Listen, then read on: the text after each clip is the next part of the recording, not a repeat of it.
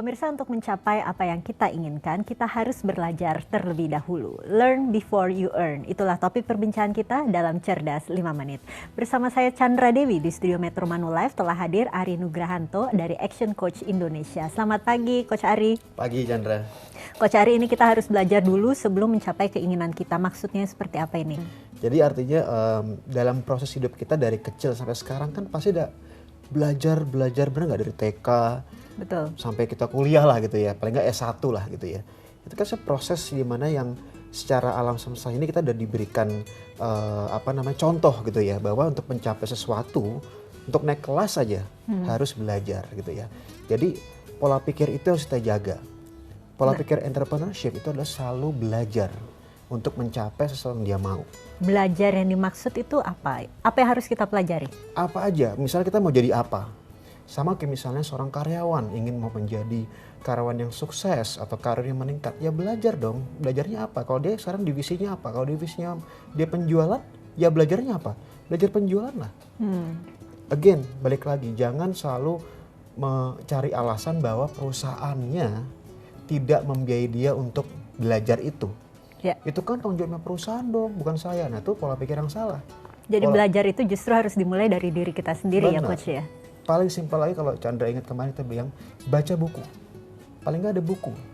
Apa yang bisa terjadi dampaknya jika kita malas untuk belajar? Ya kita akan turun terus tuh prestasi kita. Selain kita stuck di sana, di comfort zone kita, pasti prestasi akan turun terus. Karena yang lainnya nggak begitu. Memang kita yakin semuanya sama dengan diri kita? Enggak dong. Ya. Yang lain pasti mungkin punya pikiran yang beda. Dia ingin selalu, yang kita sering bicara, strive to the excellent, yang sering kita bicarakan sempat minggu kemarin gitu ya.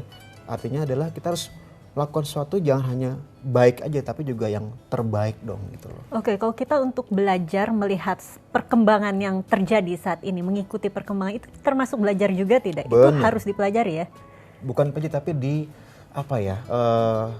coba kata-kata yang buat kita agak sedikit berat diganti. Misalnya jangan dipelajari, tapi lebih sesuatu yang memang mau kita ketahui gitu loh. Sesuatu yang fun kita mau dapat gitu loh. Kalau kata-kata belajar kita agak sedikit menakutkan gitu ya. Oke. Kayak kita misalnya punya handphone baru deh. Pasti Chandra pengen otak-atik kan, otak-atik gitu ya. Karena pengen tahu gitu loh. Nah itu pola pikir itu yang harus dijaga gitu loh. Jangan sampai kita untuk mencapai sesuatu kita stop di situ aja gitu loh.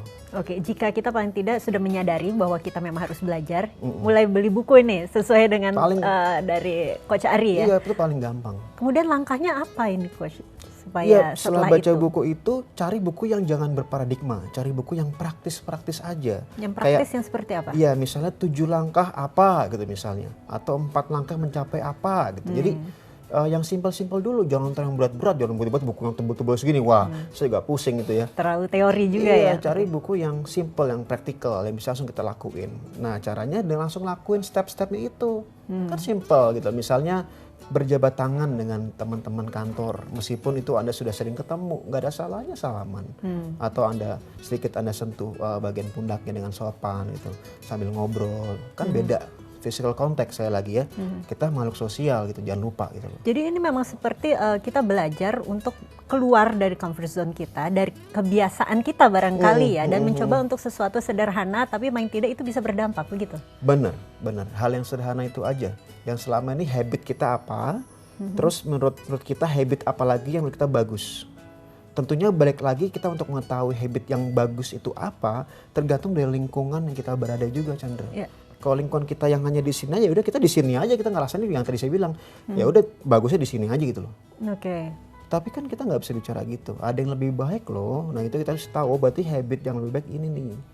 Jadi paling tidak memang jika kita terpatok pada satu lingkungan, kita paling tidak harus mencoba untuk melebarkan sayap, istilahnya seperti itu ya Coach Ari. Benar. Dunia ini lebar loh, nggak lebar daun kelor. Oke Coach Ari, terima kasih banyak atas informasinya dan kehadirannya ya. Mudah-mudahan bermanfaat. Bermanfaat pasti ya bagi pemirsa di rumah. Dan pemirsa, demikianlah Cerdas 5 Menit, Cerdas Finansial untuk episode kali ini. Saya Chandra Dewi, terima kasih atas perhatiannya. Sampai jumpa. Dipersembahkan oleh